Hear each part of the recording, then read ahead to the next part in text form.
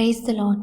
తూర్పు పోలాండ్లోని ఒక చిన్న గ్రామాన్ని సందర్శించిన సువార్తికుని ద్వారా ఒక దీన గ్రామస్తుడు బైబిల్ని పొందాడు. అది చదివి అతడు రక్షణ పొంది ఇతరులకు ఆ గ్రంథాన్ని అందించాడు. ఆ ఒక్క బైబిల్ ద్వారా 200 మంది విశ్వాసులైరి. ఆ సువార్తికుడు మరలా కొన్ని సంవత్సరాల తరువాత ఆ గ్రామాన్ని దర్శించినప్పుడు రక్షణ పొందిన గుంపు దేవుని ఆరాధించడానికి, ఆయన వాక్యాన్ని వినడానికి సమకూడారు. అలవాటు సాక్ష్యాలు చెప్పడమే కాక బైబిల్ వచనాలు మీకేమి వచ్చో అవి చెప్పమని సువార్తికుడు అడిగారు. అప్పుడు ఒక వ్యక్తి లేచి, బహుశా మేము అపార్థం చేసుకున్నామేమో, మీరు అధ్యాయాలు చెప్పమన్నారా లేక వచనాలు చెప్పమన్నారా అని అడిగాడు. ఇక్కడ బైబిల్ అధ్యాయాలు చెప్పగలిగే వారున్నారా అని ఆశ్చర్యంతో ఆ సువార్తికుడు అడిగాడు. సరిగ్గా అక్కడ అదే పరిస్థితి.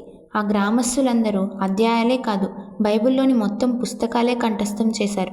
కొంతమందికి మత్తయి, లూకా, ఆదికాండంలోని సగం కంఠతా చేశారు. కొంతమంది కీర్తనలు, సామెతలు, కొంతమంది క్రొత్త నిబంధన, కొంతమంది పాత నిబంధన. ఇలా అందరూ కలిసి పూర్తిగా 200 మంది కలిసి బైబిల్ మొత్తాన్ని కంఠతా చేశారు. ఆ ఒక్క బైబిల్ ద్వారానే. మనలో ఇంట్లో ఉన్న ప్రతి ఒక్కరికి ఒక్కొక్కరికి ఒక్కో బైబిల్ ఉంటుంది. కానీ మనం ఇంతవరకు బైబిల్ వచనాలని కంఠస్థ చేయలేని పరిస్థితి, బైబిల్ని గుర్తుంచుకోలేని పరిస్థితి. ఇప్పటి నుండైనా నిర్లక్ష్యతను తొలగిద్దాం.